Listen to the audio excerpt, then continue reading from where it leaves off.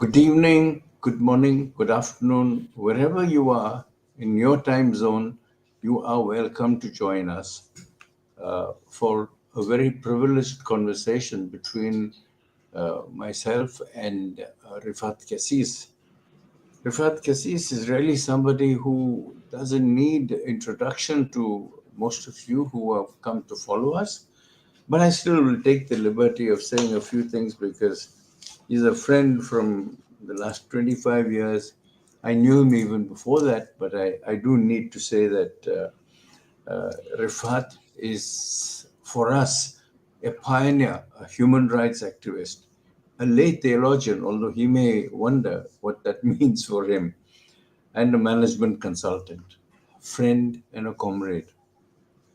Rifat has been a long time activist in human rights, working in the Middle East, in the Northern Caucasus, in Central Asia, and in Europe. He founded the Palestinian section of the Defense for Children International uh, in Palestine, and he was later elected as international president of the DCI International for 2 terms. That was based in Geneva. And then he was selected to be the state of Palestine's candidate for the UN Committee on the Rights of the Child, which is a very big honor. He co-founded the Alternative Tourism Group in Palestine, one of the newest approaches to justice tourism anywhere in the world, and was a member of the National Coalition of Christian Organizations in Palestine. He was executive director of the East Jerusalem YMCA and founded a number of initiatives at that point of time, including the very unique olive tree campaign, which supports farmers and which also defends the olive trees from being affected by Israeli settlers. He ran the World Council of Churches EAPPI program. EAPPI stands for the Ecumenical Accompaniment Program for Palestine and Israel, and was its first international its first international director. He is one of the co-authors of the Kairos Palestine document, which I would call a manifesto that Christians use, but also many people of many other faiths and secular organizations use. That was one of the most unique products that came out of Palestine and is today still a very valid document, although it's about 15 years old. He has published books and contributed to 18 other books in different languages. He has been a leading figure, an expert in Palestine, in regional and international child rights community for more than 25 years. He was not just an activist. He has been to prison for his activism. So we are dealing with and listening to a man of great courage and who has made great contributions to the life and work of Palestine and continues to do that today despite all the nothing frightens him. Rifat, I've said so much about you, and I could continue to speak and take the half an hour which we have got. But this people would want to listen to you and not to me. But I want to start by making a statement, really. You know, the shattering, when we planned this, there was a ceasefire on. But that ceasefire has been shattered. A hard-fought ceasefire has now sent regional officials scrambling to get Israel and Hamas back to the negotiating table in a last-ditch effort to salvage months of painstaking diplomacy as the Palestinian death toll from renewed Israel attacks soars past 500, perhaps much more. But you know, these numbers are sometimes under-exaggerated. But never mind that.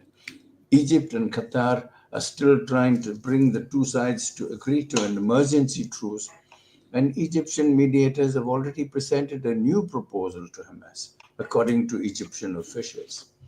So what is happening is 500 people have died since the ceasefire was violated. And the situation is not just applicable to Goa, it's happening in the West Bank too. And there are huge crises. There's a huge crisis. We don't know what will happen because, on one hand, we have Trump very excited about bringing peace in Ukraine, and we have Trump arming Israel to do what it does. So now let me leave it to you to tell us what the situation is like, what the prospects are, what the problems are, and how must we imagine it. Thank you, Ranjan, and thank you for this opportunity. As you said, the situation in Palestine, Gaza, and the West Bank, including Jerusalem, remains catastrophic. Tens of thousands of lives have been lost, hundreds of thousands wounded, hundreds of thousands are forcibly displaced, and millions, really millions, traumatized beyond words. We live in an uncertainty and fear from the armed settlers and from being ethnically cleansed by the Israeli authorities. And this is a real threat. This is a real danger. The ethnic cleansing is not just talks. It is materialized on daily basis. Every day we witness more killing, maiming, more destruction of homes and infrastructures, more checkpoints and roadblocks, more army incursions into our cities and villages, more cries of people who suffer immensely with complete silence from the cruel world that too often sees us as just statistics rather than human beings. As you said, concurrently after Israel broke the ceasefire, Israeli military and operation in the West Bank have intensified because now they are moving to the West Bank, particularly targeting refugee camps in Jenin, Tulkarem, Far'a, Nur Shams, and since 2-3 days in Nablus and its refugee camps and villages. The aim is to dismantle the refugee camps because the refugees are the most important symbol of the Palestinian people. They tried to kill Don Roa, as you know, and now they are trying to physically eliminate the refugee camps and to dismantle the whole cause. The whole Palestinian cause is built on the refugees. Three-quarters of our people are refugees. So these attacks, I mean, to dismantle the refugee camps have reached also Bethlehem. Every day there is incursions in Bethlehem refugee camps like Desha camp, and all these operations resulted in extensive destruction of infrastructure and unbearable suffering and human rights violations. Today also, and this is very important to mention, that in the West Bank, because the real war happened in Gaza, but the silent genocide is happening in the West Bank because the aim is to annex the West Bank. And you know, Ranjan, that the plans of ethnic cleansing and annexing the West Bank, they were, I mean, since years shelved, but now they have the opportunity to use them. Today we have more than 1,000 Israeli checkpoints, roadblocks, iron gates in the West Bank, severely restricting Palestinian movement. These barriers and the way soldiers are treating Palestinians. I mean, it's just to say what Gidon Levy wrote in Haaretz last week, I think, or 10 days ago. He said they treat the Palestinians at the checkpoints as animals, and this is exactly how it is. They treat us like animals. You know, in Bet Sahur, where I live, and you know the place, I must cross the so-called container checkpoint if I want to go to Ramallah or to Jericho. And this is the only exit route for the Bethlehemites and also for the Hebronites on their way to the north or east of the West Bank. This checkpoint close unexpectedly on almost on daily basis, sometimes for 10 hours or more, sometimes for 1 hour. Many people are unable to travel to Jordan, for instance, the only way out for us, due to these closures, missing flights, university classes, and critical medical treatments. At times, people are even forced to sleep at the checkpoint. And still, the Israeli illegal settlements continue to expand in the West Bank and here in Bethlehem. In Bethlehem, for instance, Palestinians today control less than 6% from their homeland. And there are equal number of settlers to the Palestinians in the same area. This expansion and the increase of settler numbers lead to increased tensions and violence. There is a sharp rise in settler violence against Palestinians, and this is our nightmare, the settlers, because I mean they are loose in what they can do and what they do. Of course, the army also create and initiate military assaults, property destruction.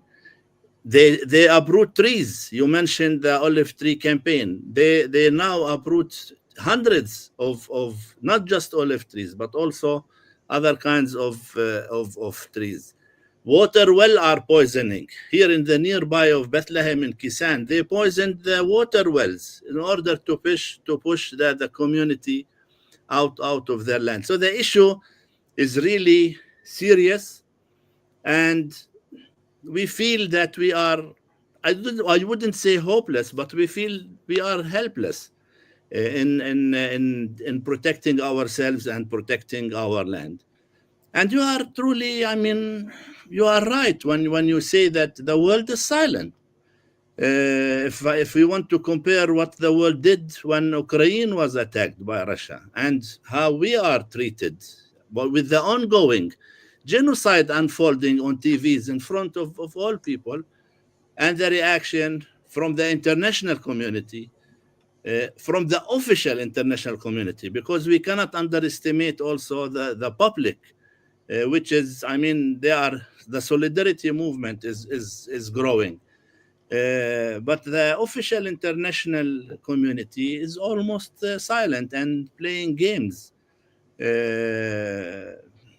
I mean, you asked why Israel broke the ceasefire. I mean, everyone knows now they broke the ceasefire because Netanyahu wants to rescue himself and to rescue his government. Without this war, he will not get the consensus he needed from his government. But please, yeah. In fact, if the war, if the ceasefire were to come back, let's hope that it would come back. We don't know how much of effort and international efforts will be put in and become successful. But it looks very difficult because what Netanyahu has said is exactly these words. He said the negotiations with Hamas will take place only under fire. These are his words. And he says Israel troops are operating on the ground in northern, southern, and central Gaza, and this is just the beginning. So he has plans to destroy, to absolutely destroy, people, and as much as he can. What they did in Gaza is something that they want to replicate somewhere. I'd like to also raise this question with you. It's very clear that this right to return of refugees, one of the most important remaining aspects of the final status negotiations. And that's the reason why they are attacking refugee camps, so that there are no more refugees. And that's one thing that they can get out of the way. Yeah, this is their aim. Look, Netanyahu is clear in his aim. He wants to continue the war against Gaza, but there are some indications which we should highlight. Today in Israel, although the percentage of the Israeli society is still high in supporting this genocide war, but it's becoming less and less because um, many voices inside Israel now they started to suspect the aims of such a war. He declared objectives which he never realized. He wanted to destroy Hamas, he couldn't. He wanted to release the prisoners, he couldn't. He wanted to bring the Palestinians to their knees, he couldn't. So, what he couldn't do for the past 15 months, would he do also today? Today, it's becoming clear more and more for Israelis and for the international community that this war is just a war for the sake of killing, for the sake of, continue the suffering of the people, thinking that they might revolt against Hamas in Gaza, and this is will not going to happen. The Palestinians will never surrender. In the West Bank, the story is, in the northern part of West Bank, more than 50,000 people were displaced. Most of them are refugees. He destroyed the infrastructures which needs ages to rebuild, to be rebuilt. So I think now it is becoming clear that this war he's waging against the Palestinians is for the sake of destruction and more destruction and more destruction, in order to extend the lives of his government without any real objectives. Will this continue? I don't know. If this will continue, if the world will continue being silent towards this kind of I wouldn't say. It is unnecessary killing and suffering, and I would claim also for both people. So I think the internal situation in Israel will play a role, and we will see what the international community would see. How this double standard. Trump wants to stop the war in Ukraine in order to gain Russia as an ally for him, and he wants to continue the war in Palestine. So this is a matter of now an international interest more than just a Palestinian interest, because really, Ranjan, today is the whole world system, world order is at stake, not just the Palestinians' life and Palestine. So now it's up to the Americans, it's up to all citizens of this world, whether we respect international law, human rights, and all these international institutions which the West had established, not us in the developing countries. Whether they want to continue this way, this means everyone is going to pay the price. What's happening now is much bigger than Palestine. It is the world order is at stake. Yeah. In fact, I think we are beginning to see a new world order. And I think we have to draw our hope from that. It is not anymore the imperialist West, the racist West that is going to rule the world. They are in a state of chaos themselves. Democracy is getting weaker and weaker in Europe. There are more and more right-wing parties there. Trump is not practicing democracy. Trump is practicing kleptocracy, if at all. And the oligarchs, a handful of oligarchs are ruling the US. So there's going to be a lot of confusion there. On the other side, there is Israel. 2 million people or more have left Israel because they know there is no point in staying on there. They're not going to return because they've left with their things, they've taken their money away, they've taken their investments, and they will not plan to return because what hopes do they have? There have been wars after wars after wars, and Israel has always been the loser because they have surrendered. And the Gazans have stayed strong, steadfast, just like the West Bankers. So there is, if you look at all the wars, the victories belong to the Palestinians, the defeats belong to Israel. The media can say whatever it wants to. It really doesn't matter what the Western media has to say. But I think when, as you said, they lost the war to Hamas. They might have smashed that territory, but it will be rebuilt. That's the nature of the Palestinian, and I think that's how many people who understand the Palestinian feel, that Gaza will come back. It will not be a Riviera that Trump is thinking about. It will be a normal community that will come back, a beautiful community that will come back. Different. They may have smashed all the buildings, but they have not smashed the spirit of the Palestinian. No, they cannot. Yeah. I still pray and hope that justice will prevail, peace will prevail. But I can tell you from experience, and this is not just, I mean, rhetoric, the Palestinians can accept and tolerate many defeats, but the Israelis can only be defeated once. And this is what they should understand and what they should know. Since long, the Palestinians talked about it, that they are ready for compromise, they are ready for a new beginning. But every time the Palestinians say so, the other side take these signs as signs of weakness and they continue their hegemony against the Palestinians.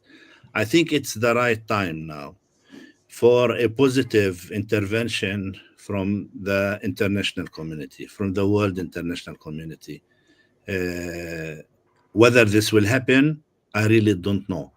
But at least the Palestinians today, we are at the side of justice, at the side of the truth, the international law, and all kinds of international mechanisms at the side of the Palestinians. Whether the world will accept this misery to continue on, this is now a question posed for the international community itself. Whether they will allow such a rouge state to continue waging unnecessary wars against people, then I mean, this is exactly what I said earlier. The issue is much bigger than Palestine. The whole system, the whole international system is at stake. And every single person should understand this. What's happening, as you said, in the United States, it's democracy eroding. And if they do not open up now for what's happening in their country, then they will lose it also. So we are steadfast. We are steadfasting on our country. We will not be voluntary displaced ourselves. We will continue our legitimate struggle against our oppressor until we see freedom and dignity and independence. And it will have to come. I mean, this. If you look at some, when you often mention the international community, and to me, the international community is not the states. Look at the big powers that went to war. Look at the U.S. and all its recent wars, starting not only from Korea till today. They have lost. They have lost every single war. They lost in Vietnam, a small little country, South Vietnam. They lost it. They went to Afghanistan, spent 20 years there to remove the Taliban.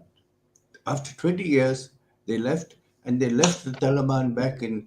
So they are not, when you are into evil, when you are not into justice, and you have underlined justice, if you are not fighting for justice, you are losing the war. You can prolong the war, you can make people suffer, but nothing more than that. Suffering is all that you can create, but you can always recreate society. Because the great thing about the Palestinians is you have the animals which they discredit. The animals are our ecosystem. Without animals, there is no ecosystem. These are brutes. So there is a difference between the brute and the animal. So I'm saying that the international community, I think of my own country. I never imagined that there would be a civil society movement that strong all across the country. People who are so angry. You can't get Coca-Cola in Bombay. It is so difficult because These are the kind of boycotts that are taking place. People who give away their HP computers and buy other things, buy substitutes. Yeah. So the people, I think the people on the street will finally decide, not governments. Yeah, we Governments should, come we and should, go. exactly. We should not underestimate this change, but we also need to observe and work against criminalization of the solidarity movements, as Yes. now it's happening in United States and in some European countries. First, they criminalize our resistance, our nonviolent resistance. They criminalize it, and now they are trying to criminalize the solidarity movement, which I mean acts in solidarity with the Palestinians, just like what's happening now in United States. But I completely agree. And if you notice, Ranjan, I all the time use the word official international community. I mean countries, I mean governments. But I know that there is a growing movement, people's movement, who wants to see justice in our area.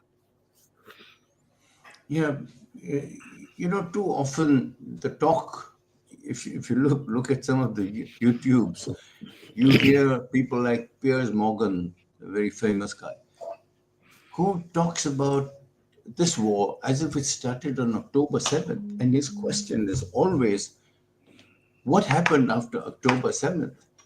Can you accept what the Hamas did to the Israelis after October 7th? Do you And condemn I or not? don't, yeah, do you condemn it? And I cannot answer him because I'm not on the show, but I know I say two things. One, to myself, October 7th was my birthday, so I mean, I wasn't bothered about all of this.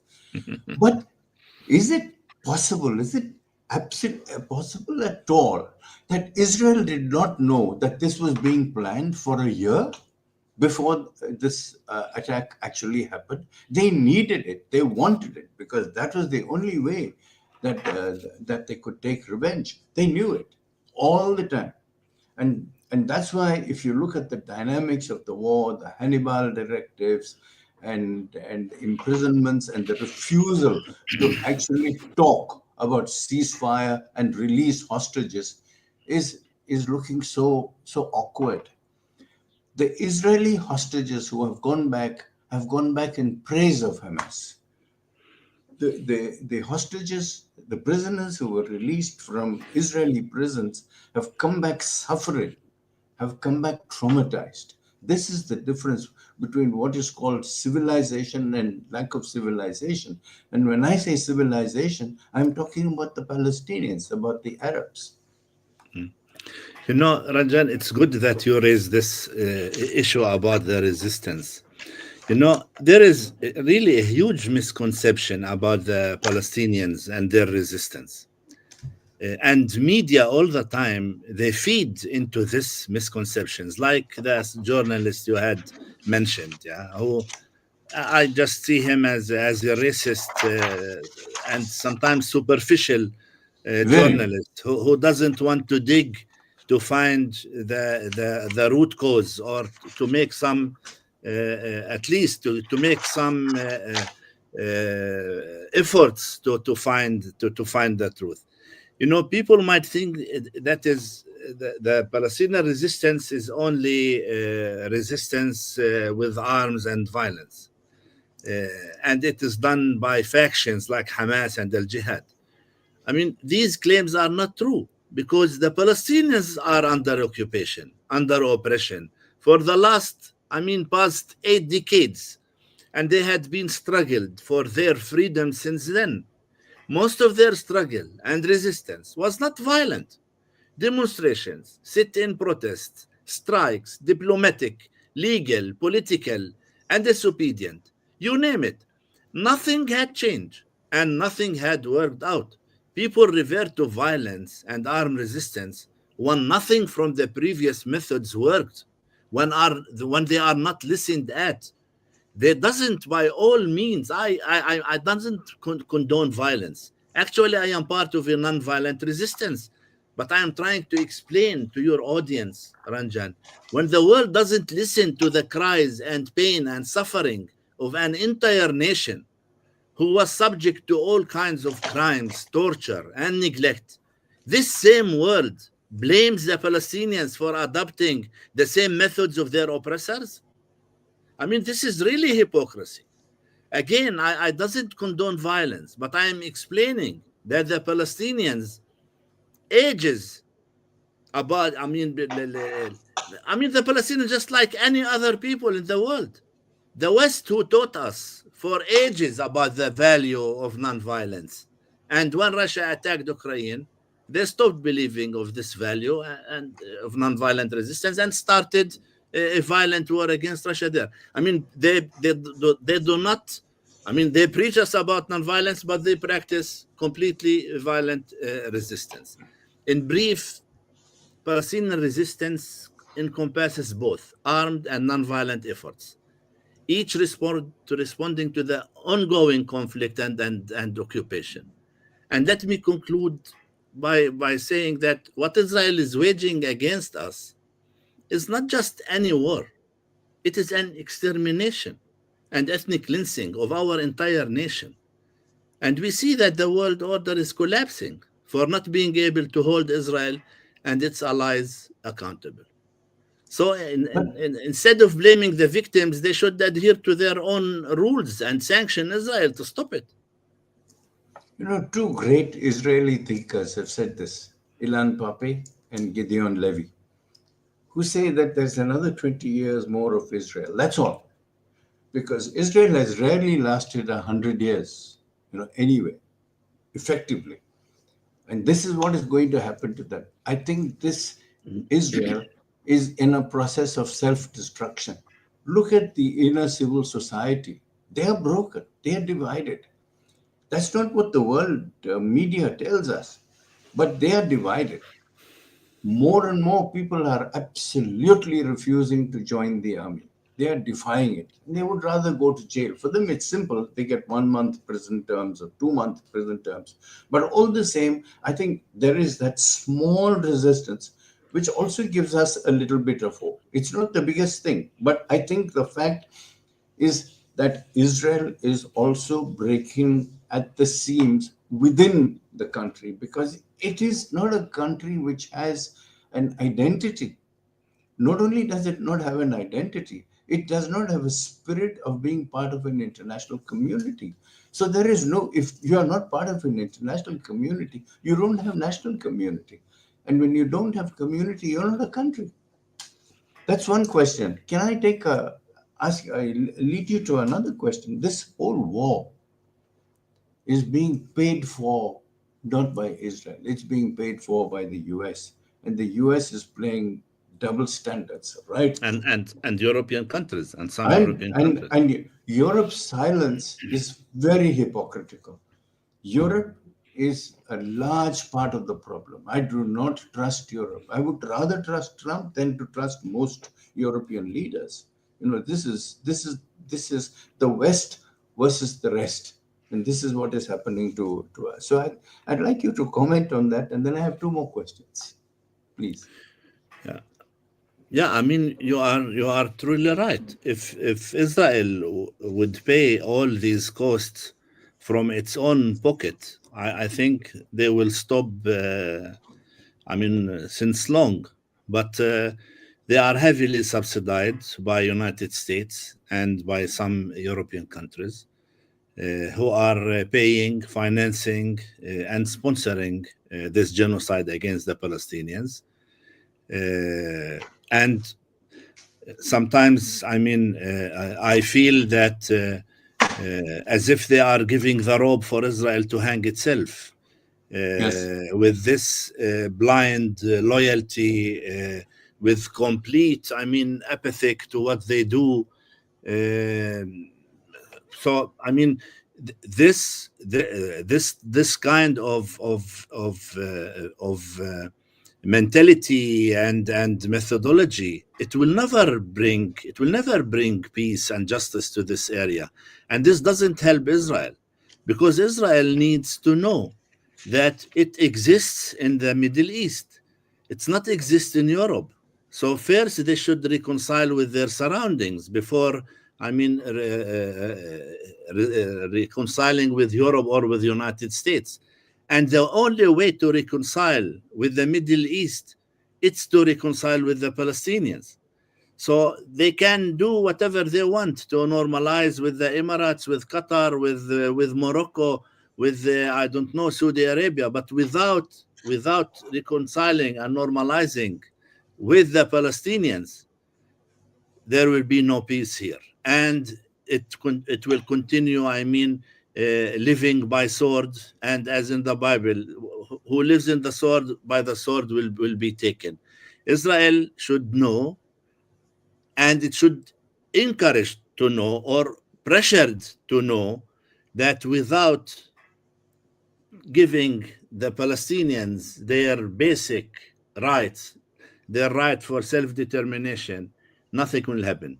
Safety will only exist, and security only when the Palestinians feel secure and feel dignified in their own country. Now it is the time for the people to say their word. And now, I mean, this is the only way we can make a difference as people.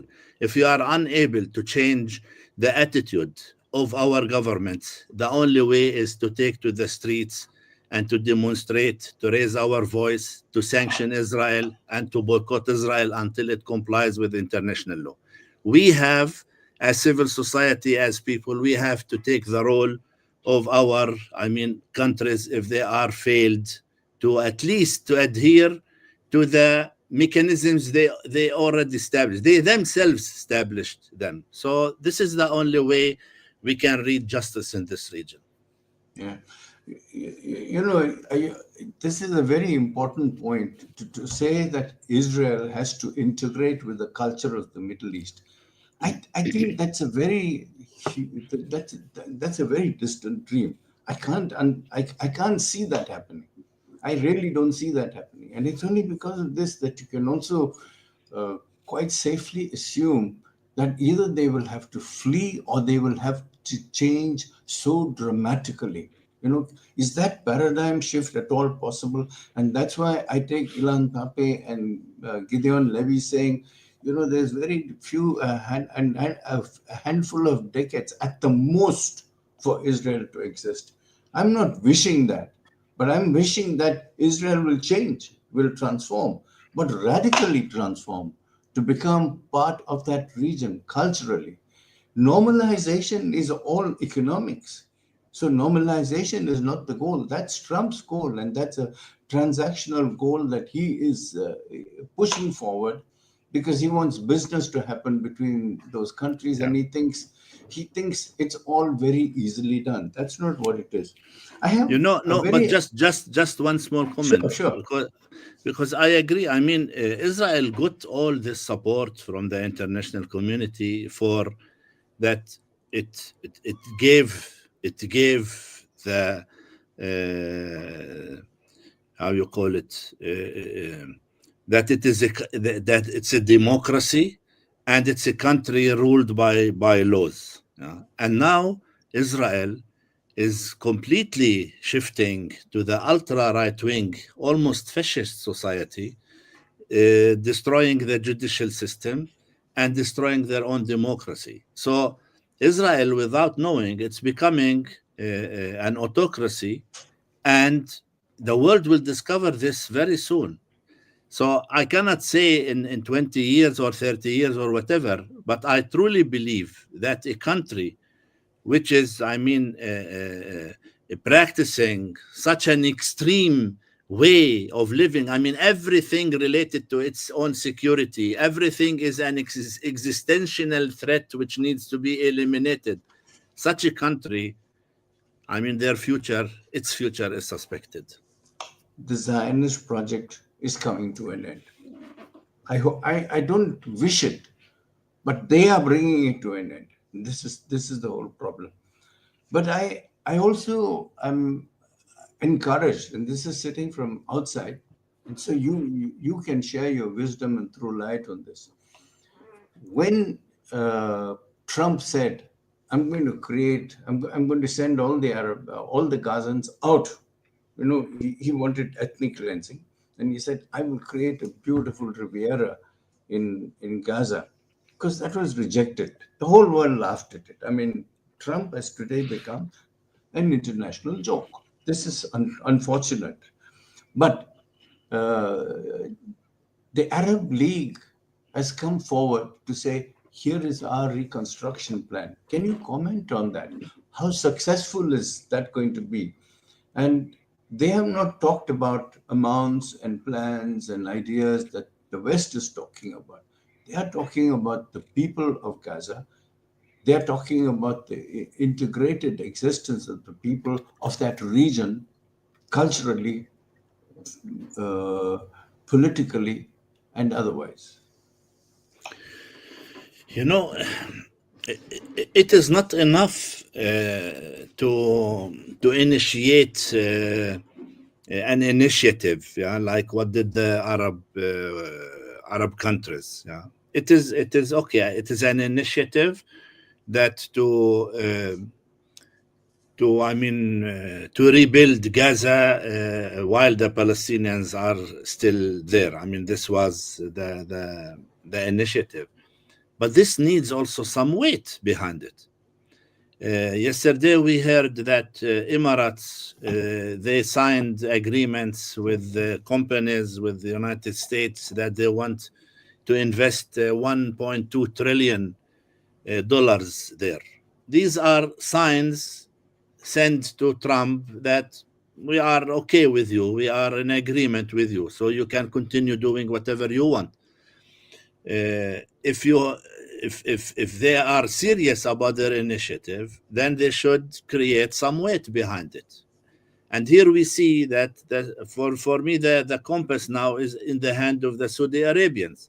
If they will normalize with the United States and with Israel free of charge, then it's over. Then they can do whatever they want. I mean, but if the Arabs will stand firm behind their own initiative to say, no, we will not normalize with the United States or with Israel before before stopping the war and rebuilding Gaza while their people is there, then we can see some advancement and some, positive atmosphere for peaceful initiatives.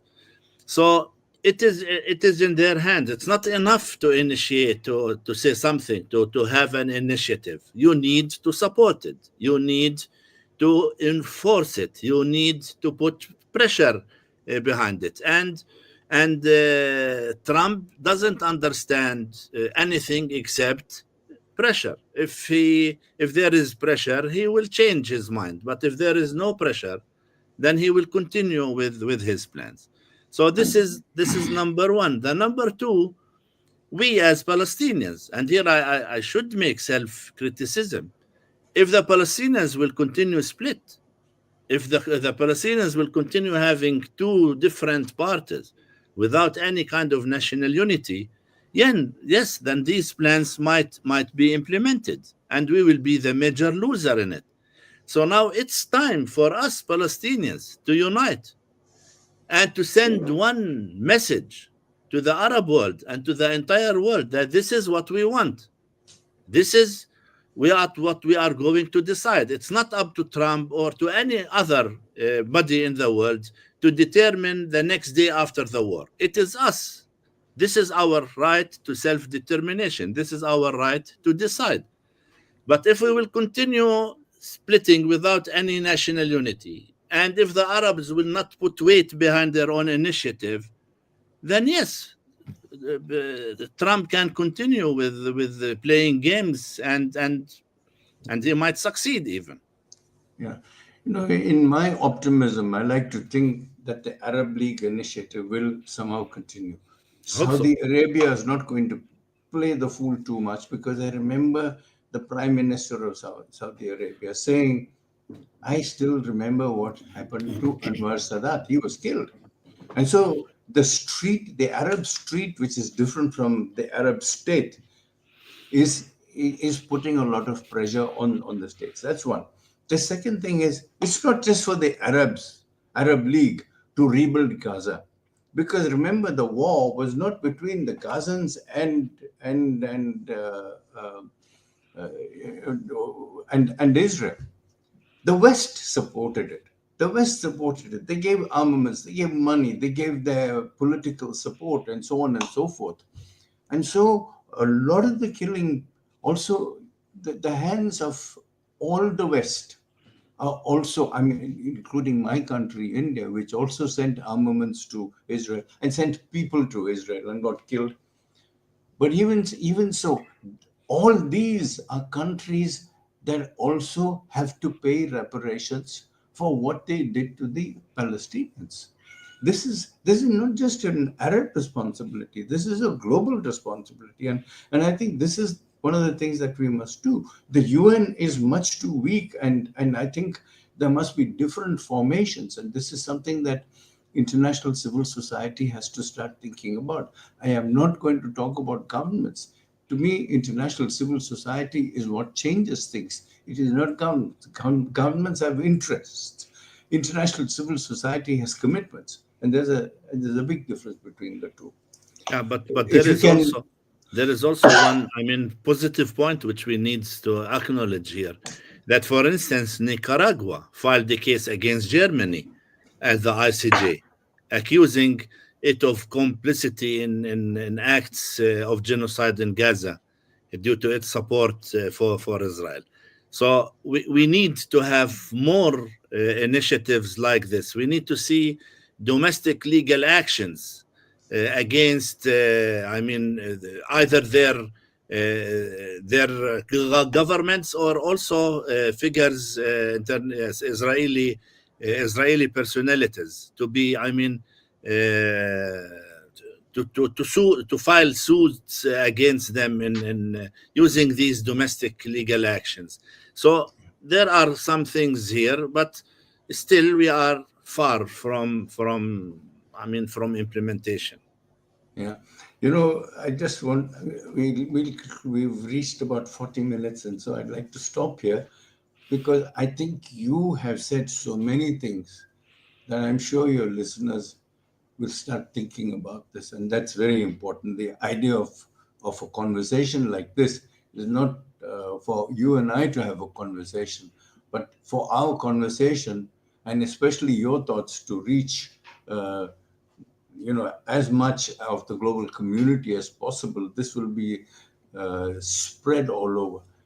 I like to, think that there is hope, because as long as we are looking for justice, there is hope.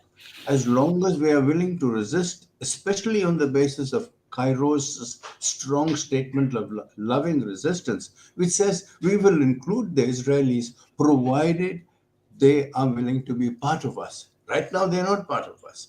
You cannot be a European in the Middle East. You have to be part of the Middle East, and this is a very important thing. So I think you have, highlighted such important issues that have come up.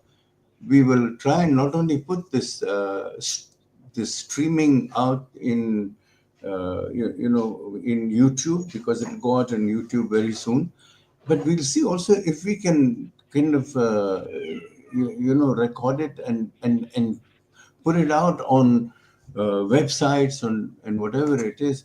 But thank you so much, Rifat, for giving your Thank, time, for giving your wisdom, which is always there. Everybody, this, that you have calls after calls after calls asking for your wisdom. And please continue to share it. We are with you in solidarity. Justice thank will come. We know we will win. thank you, There's no Ranjan. other way. Thank you. Thank you. Bye bye. Bye bye.